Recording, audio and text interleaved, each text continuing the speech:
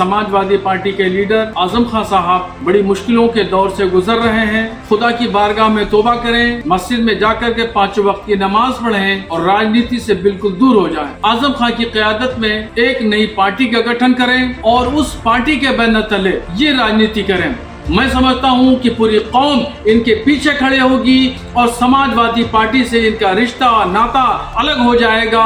Samajwadi party के नेता और पूर्व मंत्री आजम खां पर हुई इनकम टैक्स की ताजा कार्रवाई के बाद मुस्लिम जमात के राष्ट्रीय अध्यक्ष मौलाना शहाबुद्दीन के बयान से सियासी हलकों में हलचल पैदा हो गई है। मौलाना ने सपा नेता आजम खां को लेकर कई गंभीर बातें कही हैं। यही नहीं, मौलाना ने तो आजम खां को समाजवादी पार्टी का साथ छोड़ने से लेकर अलग पार्टी बनाने तक की सलाह दे डाली है। लोकसभा चुनाव के वक्त मौलाना के इस बयान के कई सियासी मायने निकाले जा रहे हैं। आजम खां पर ताबड़तोड़ कार्रवाई और मुकदमों के बाद हाल ही में हुई इनकम टैक्स की कार्रवाई के बाद अब मुस्लिम जमात के राष्ट्रीय अध्यक्ष मौलाना शहाबुद्दीन ने अखिलेश यादव और समाजवादी पार्टी पर निशाना साधा है। मौलाना शहाबुद्दीन रजवी ने कहा कि आजम खां को अब समाजवादी पार्टी छोड़ देनी चाहिए, क्योंकि मुश्किल वक्त में समाजवादी पार्टी के मुखिया अखिलेश यादव और उनकी पार्टी ने आजम खां का कोई साथ नहीं दिया है। मौलाना ने कहा कि आजम खां इस समय बुरे दौर से गुजर रहे हैं। ऐसा नहीं है कि आजम खां की ये मुश्किलें किसी और ने पैदा की हैं, ये मुश्किलें खुद उनके ही द्वारा पैदा की गई हैं। मौलाना ने कहा कि आजम खां यूपी में बड़े मुस्लिम चेहरे के तौर पर पहचाने जाते हैं। समाजवादी पार्टी में और भी कई ऐसे मुस्लिम नेता हैं जिन्हें पार्टी ने हाशिए पर लाकर छोड़ दिया है। मौलाना ने आगे कहा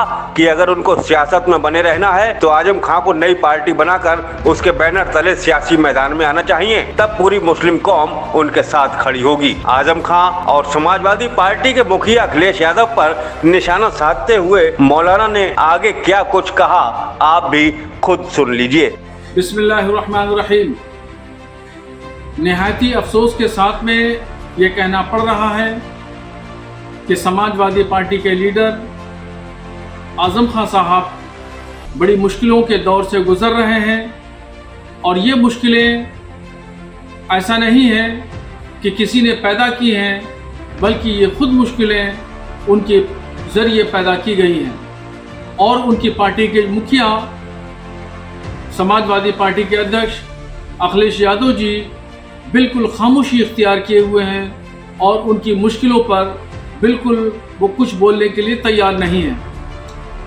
आपको याद होगा कि जब ये 2.5 साल के बाद में जेल से रिहा होकर के रामपुर पहुँचे तो मैंने इनको मशवरा दिया था कि खुदा की बारगाह में तौबा करें, मस्जिद में जाकर के 5 वक्त की नमाज पढ़ें और राजनीति से बिल्कुल दूर हो जाएं।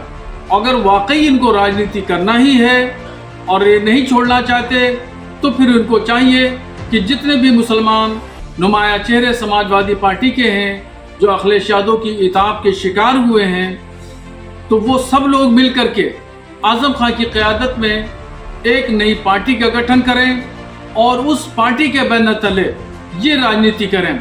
आजम खां उत्तर प्रदेश के कद्दावर मुस्लिम लीडर हैं और समाजवादी पार्टी का चेहरा समझे जाते हैं, मगर उनके मुश्किल के दौरों में, चाहे वो पिछले दिनों की बात हो या आज की बात हो, पार्टी उनके साथ में खड़ी नहीं है और वो अकेले और तनहा खड़े हैं और पूरी मुश्किलों का सामना वो अकेले कर रहे हैं। उनके कार्यकर्ता, उनके खास खसुल खास जिनके ऊपर उनकी मेहरबानियाँ रहती थी और उनकी पार्टी, सब ने उनका साथ छोड़ दिया है। अब ऐसी कंडीशन में उनको अगर वाकई राजनीति करना है तो मुरादाबाद के इकराम कुरैशी, बलरामपुर के आरिफ अनवर हाशमी, कानपुर के इरफान सोलंकी, ये जितने लोग भी हैं जो समाजवादी पार्टी के सताए हुए हैं, अखिलेश यादव ने जिनको नज़रअंदाज कर दिया है, इन सब लोगों को मिला करके एक संगठन बनाएं, पार्टी बनाएं और उसके बैनर तले ये मैदान में उतरे। मैं समझता हूं कि पूरी कौम इनके पीछे खड़े होगी और ये फिर कामयाब होंगे और इनकी मुश्किलें दूर हो जाएंगी और समाजवादी पार्टी से इनका रिश्ता नाता अलग हो जाएगा। और यही चाहिए भी, क्योंकि ये जितने भी एमएलए हैं इनको पार्टी ने एकदम बिल्कुल नज़रअंदाज कर दिया है, मुस्लिम चेहरों को नज़रअंदाज कर दिया है। इसलिए इनके ऊपर वाजिब बनता है कि ये लोग समाजवादी पार्टी को जितनी जल्दी से जल्दी चाहें वो छोड़ दें।